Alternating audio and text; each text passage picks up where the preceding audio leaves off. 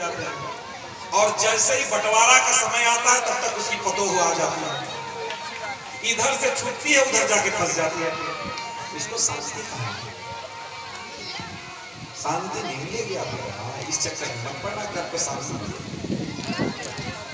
वही कहते हैं कि पेड़ से फल टूटा तो झाड़ पे जाकर के रख दिया, यही होगा। इसीलिए इस सब चक्कर में नहीं पड़िए।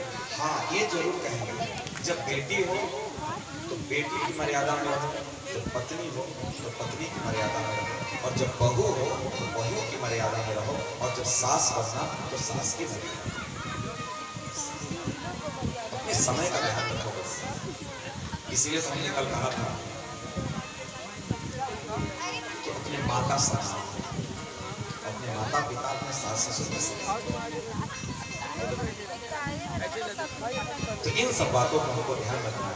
शंकर जी की बात न मान करके सती गई थी, हरिद्वार के कनखल में यज्ञ कर रहे थे। यज्ञ को देखने गई थी कि हमारे पिताजी यज्ञ कर रहे हैं, लेकिन परिणाम क्या हुआ कि यज्ञ में पति के स्थान को ना देख करके सती आग पर बुला हो गई, और कहती क्या है कि हमारे भोलेनाथ हमेशा हमको दक्षायणी कहकर के, मेरा नाम लेकर के नहीं बुलाते हैं, दक्षायणी कहते हैं। और आज मेरे ही पिता के घर में मेरे ही पति का अपमान।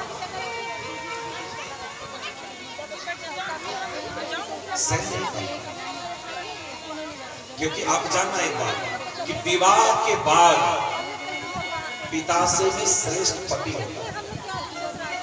विवाह के बाद आपका माता पिता, जो लड़के का माता पिता है वो होगा। आपके माता पिता को देखने के लिए दूसरी बहू आ रही है उसके घर, एक्सचेंज जो होता है ना, आप कहीं और जा रही हो तो कोई कहीं का और आ रहा है।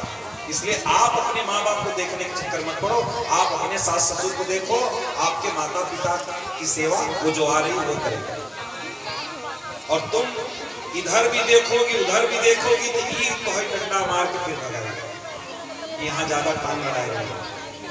इसलिए पति की आज्ञा अगर हो तभी हमको जाना चाहिए। अगर पति कहे कि मायके जाना है तो जाओ, कह दिया कि नहीं जाना है तो मत जाओ, क्योंकि अपने श्रेष्ठ की आज्ञा का पालन करना ही चाहिए। और जहां विरोध हो वहां तो बिल्कुल कतई नहीं जाना चाहिए। हाँ, पिता के घर, गुरु के घर, कथा में, अपने मित्र के घर, मंदिर में बिना बुलाए बिना निमंत्रण के जाना चाहिए, बिना निमंत्रण के।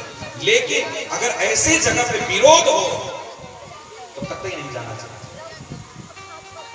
कतई नहीं जाना चाहिए। इसलिए विवाह के बाद कन्या को चाहिए कि कन्या को अपने सास ससुर को ही माता पिता मान करके उसकी सेवा करनी चाहिए। आप कहती हो